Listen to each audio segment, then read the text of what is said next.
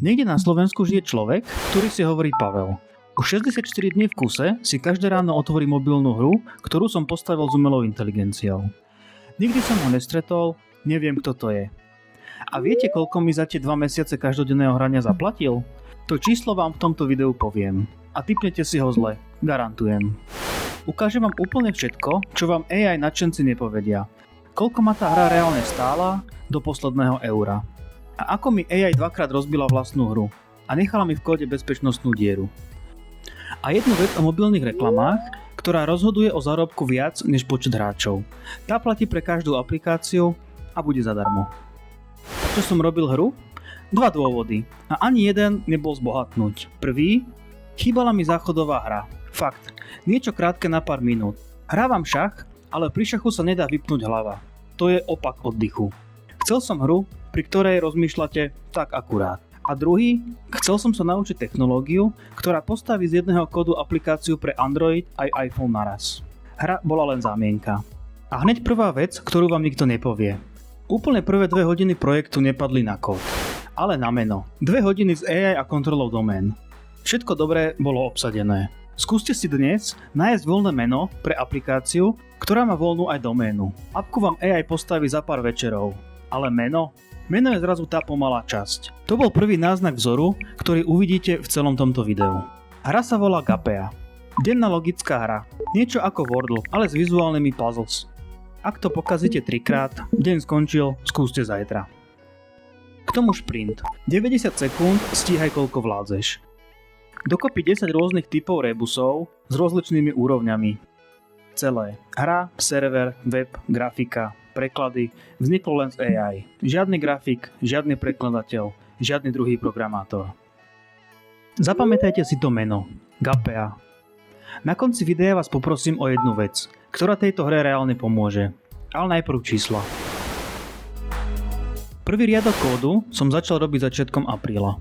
O necelé 2 mesiace aplikácia bola zverejnená v obchodoch. Robil som 2 až 4 hodiny denne. Po obede, večer, popri normálnom živote. A nemusíte mi veriť ani slovo. Je to vidieť priamo v histórii projektu. 43% všetkých zmien vzniklo po 6 hodine večer a vyše tretina cez víkend.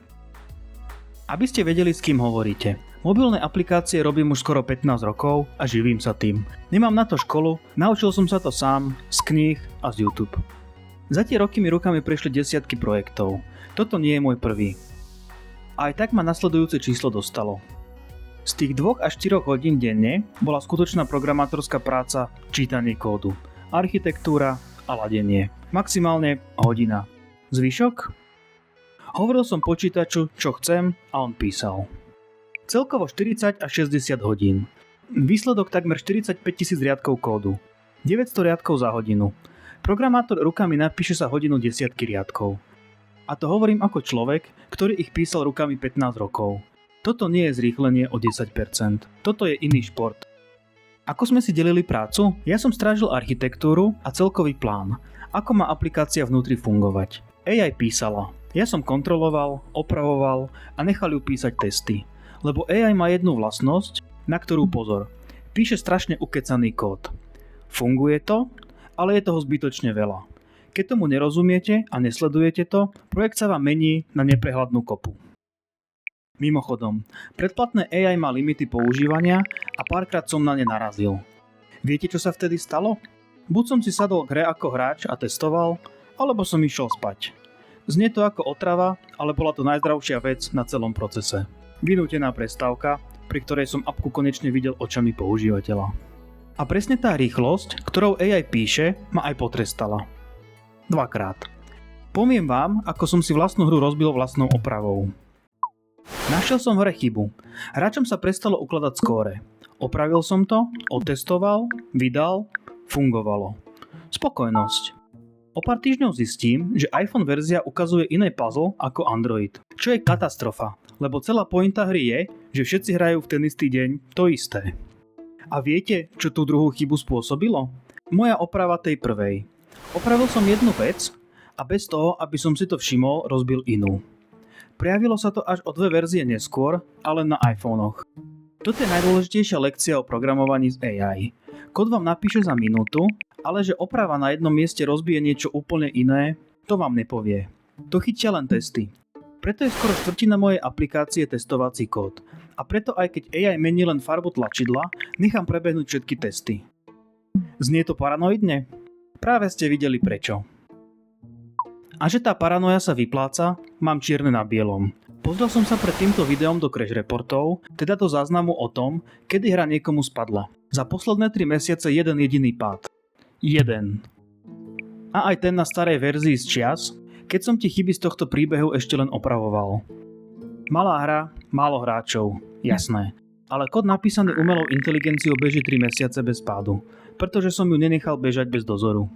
To bola jediná vec, ktorú mi AI rozbila potichu. Tú druhú som našiel, až keď som si pripravoval podklady na toto video.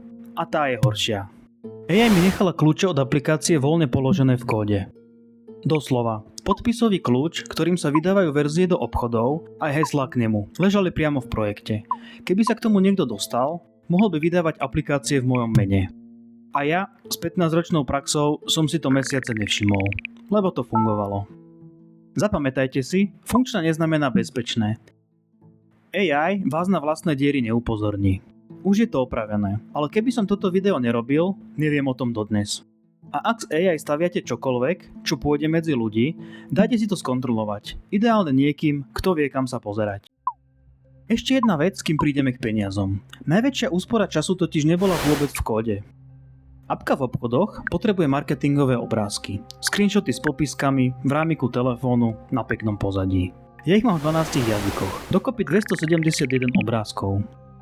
Ručne v grafickom editore je to 15 až 20 hodín klikania. Namiesto toho mi AI napísala skript, nafotila 8 obrazoviek, skript ich posadí do rámčeku telefónu, dopíše preložené nadpisy a všetko vygeneruje jedným príkazom za pár minút. Nudná, opakovaná mechanická robota. Presne tam AI zarába svoje peniaze. Rovnako dopadol web s povinnými zásadami ochrany súkromia. Hotový pod 1 hodinu.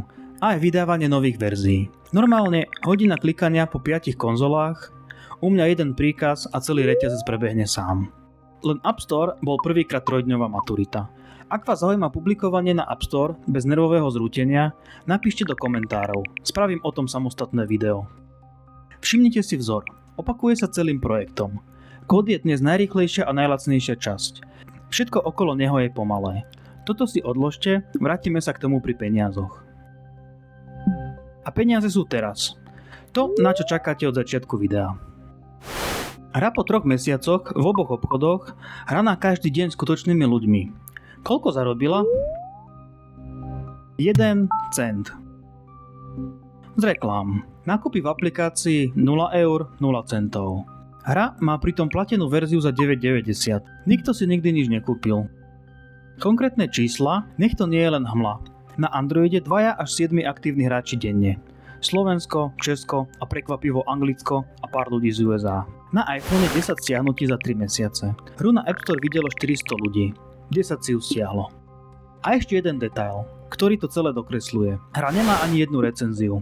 Ani zlú. Ľudia ma nechvália, nenadávajú mi. Jednoducho o mne nevedia. Z tých hráčov osobne poznám 3. A jeden z nich som ja. Ale spomínate si na Pavla z úvodu? Pavel medzi nich nepatrí. Tá hrstka skutočných ľudí dokopy vyriešila 1259 rebusov. A Pavel z nich hrá najdlhšie. 64 dní po sebe. Vrátane dnešného rána. Nikdy som ho nestretol. Ale niekde na Slovensku existuje človek, ktorému moja záchodová hra robí deň už 2 mesiace v kuse. A úprimne, kvôli nemu ten server nevypnem. Ale, a to je paradoxne dobrá správa, zvyšok sú cudzí ľudia, ktorí si hru našli sami. 0 marketingu, 0 príspevkov na sieťach, ani jeden kamarát, o ktorom by som vedel, že by si predsa aplikáciu nainštaloval. A predsa len si ma pár ľudí našlo organicky. A keď už sme pri úprimnosti, jedno priznanie. V rebríčku hry sú aj boti. Denná hra s 5 hráčmi má prázdny rebríček a prázdny rebríček vyzerá ako mŕtva hra. Tak som tam pridal botov. Robí to kadekto, len nikto to nepovie nahlas. Ja to hovorím tu. A poviem to celé. Pozrel som sa do databázy, ľudia odohrali dokopy 937 hier. A teraz druhá strana rovnice. Koľko ma ten cent stál? Sľúbil som čísla do posledného eura. Tu sú. A pozor, toto sú náklady bez 1 eura na marketing. Práve ste videli, ako to dopadlo. Predplatné AI. Claude Max. 105 eur mesačne. 4 mesiace. 490 eur. Najväčšia položka a áno, je to viac než ľudia čakajú. Toto je plná verzia, s ktorou sa dá robiť celé večery. Lacnejšie verzie existujú, ale na projekt tohto rozsahu by myslím nestačil. Server. 20 eur mesačne. 80 eur. Bežia mi na ňom aj iné projekty, ale hra ho reálne potrebuje. Denné výzvy, rebríčky, prihlasovanie. Takže ho poctivo rátam. Vývojársky účet u Apple $99 ročne. Bez neho na iPhone nevydáte vôbec nič. Google Play účet som mal z minulosti. Ten je jednorázových $25. Grafika, preklady, marketing. 0. Všetko robené z AI alebo free zdroje. Spolu zhruba 590 eur za 4 mesiace. A 1 cent príjmu. Aby ste tomu číslu rozumeli, dávam ho do kontextu. Koľko by tá istá apka stála, keby si ju objednáte u vývojárskej firmy? Zrátajme, čo v nej je. 2 platformy z jedného kódu. Vlastný server, prihlasovanie cez 2 poskytovateľov, 5 typov rebríčkov, aplikácia funguje aj offline, má achievementy, skupiny pre kamarátov, platby, 3 formáty reklám, notifikácie, 19 jazykových mutácií a k tomu web. Podľa bežných sadzieb v našom regióne je to 900 až 1500 hodín práce. 40 až 110 tisíc eur oproti mojim 600.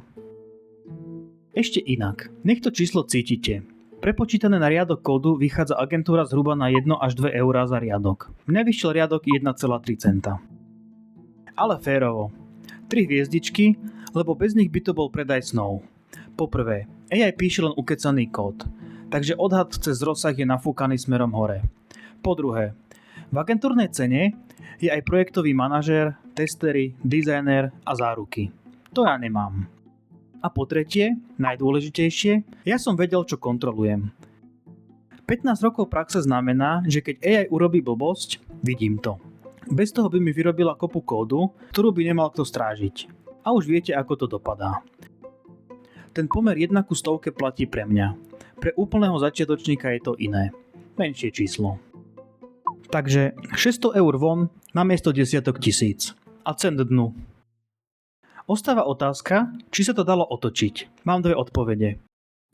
Jedna je o mojej hlave, druhá je tá reklamová lekcia z úvodu. A tá stojí za celé toto video. Najprv tá o hlave, lebo nebola technická. Hra bola skoro hotová a ja som sa rozhodol pridať ešte skupiny, aby mohli kamaráti súťažiť medzi sebou a pozývať sa. Musel som kvôli tomu prerobiť kus hotového kódu a vydanie sa posunulo o týždne. Prečo som to robil?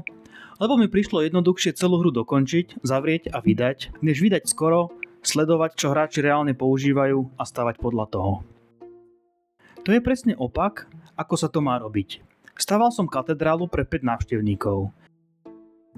AI vám dramaticky zrýchli stavanie, ale nepovie vám, či staviate správnu vec. Na toto potrebujete hráčov. A hráčov som nemal, lebo som celý čas staval. 50 hodín som ladil kód a marketingu som dal presne 0. Porušil som vlastné pravidlo. Kód je najrýchlejšia časť. Všetko okolo je pomalé. A teraz tá druhá odpoveď, slúbená z úvodu. V hre mám 2 druhy reklám. Klasický banner dole na obrazovke a odmenné video. Teda pozri si reklamu, dostaneš odmenu v hre. U mňa napríklad život navyše. Banner mi zarába 90 centov za 1000 zobrazení. Odmenné video 9,2 € za 1000 zobrazení. 48 krát viac. Mám na to smiešne málo dát a priznávam to, ale presne to isté hovoria veľké čísla celého odvetvia. Banner je takmer bezcenný. Odmenné video je zlato. Prečo? Banner ľudia ignorujú. Odmenné video si hráč sám vyžiada. Pozrie celé a inzerent za to zaplatí násobne viac. Pri mojich terajších reklamách potrebujem 600 hráčov denne, aby sa zaplatil aspoň server. 3700, aby sa zaplatil server aj predplatné AI. Ale keby som tlačil odmenné videá namiesto banerov, na pokrytie všetkých nákladov stačí zhruba 1000 hráčov denne. Rozdiel medzi nezaplatí ani server a zaplatí všetko nie je v počte hráčov. Je v tom, ako reklamu im ukážete. A ak si z tohto videa odnesiete jednu prakticky použiteľnú vec, nech je to táto. A áno, existujú výherci lotérie. Flappy Bird zarábal na vrchole $50,000 denne z reklám. A autor ho potom sám stiahol z obchodov, lebo z toho mal zlý pocit. Color Switch spravil jeden jediný človek bez písania kódu a zarobil vyše 75 miliónov. Wordle kúpili The New York Times za viac než $1 000 000. Tieto príbehy poznáte, lebo sa o nich točia videá. Ja vám ukazujem ten príbeh, o ktorom sa videá netočia. Ak z AI idete niečo stavať, toto sú moje 3 pravidlá. Poprvé, testy od začiatku a na všetko. Oprava jednej veci potichu rozbije inú. Videli ste, ako to dopadlo mne. Testy sú jediná záchranná sieť. Po druhé, najprv plán, potom kód. Vysvetlite AI cieľ. Nechajte ho navrhnúť architektúru. Potom ten návrh strážte. Silný model stačí na plánovanie. Bežný kód vládne písať aj lacnejší. A keď sa AI zaciklí, nezachraňujte konverzáciu. Nová session, čistý kontext, konkrétnejšie zadanie. Po tretie, čítajte, čo AI robí. Bez dozoru to nie je programovanie, ale ukecaná neefektivita. A ak kódu nerozumiete, o to viac platia prvé 2 pravidlá a o to menšiu apku začnite písať. Takže, oplatilo sa? Finančne katastrofa. 600 € von a cent dnu. Ale ja som si kupoval niečo iné. Novú technológiu v rukách, hru, ktorú sám denne hrávam na záchode, áno, splnila účel. A skúsenosť z prvej ruky, čo AI reálne dokáže a kde ju treba strážiť. Toto video existuje len vďaka nej. A teraz to, čo som vám slúbil na začiatku. Spravíme experiment. Hru som nikdy nikde nepropagoval. Vy ste prvý, komu ju verejne ukazujem. Je zadarmo. Android aj iPhone. Odkazy dám dole do popisku videa. Vyskúšajte ju a napíšte mi do komentárov, čo je podľa vás chýba. Prečo ju hráte, alebo prečo ste ju pod mi vypli. To je pre mňa cennejšie než všetky reklamy sveta. A druhá časť experimentu. Doteraz som dal do marketingu presne 0. Tak dohoda. Za každý like pod týmto videom dám 1 euro do reklamy na hru. Do stropu dajme tomu 200 €. A keď tam tie peniaze pôjdu, rozhodnete tiež vy. Napíšte do komentárov, na ktorej platforme mám tú reklamu spustiť. A vyhráva tá najspomínanejšia. Moja prvá voľba by bola Google, ale pokojne ma prehlasujte. O pár mesiacov natočím druhé video s výsledkami, či sa 100 € v mobilnom marketingu vôbec na niečom odrazí. Aké reklamy by som skúsil, koľko hráčov priniesla 1 minúta eurovka. A ak bude záujem, ukážem vám v ňom aj celý proces tvorby tej reklamy. Od nastavenia kampane až po prvé čísla. Uvidíme spolu, či bol problém produkt alebo marketing. Ja tipujem, že trochu oboje. Ďakujem, že ste dopozerali a čaute.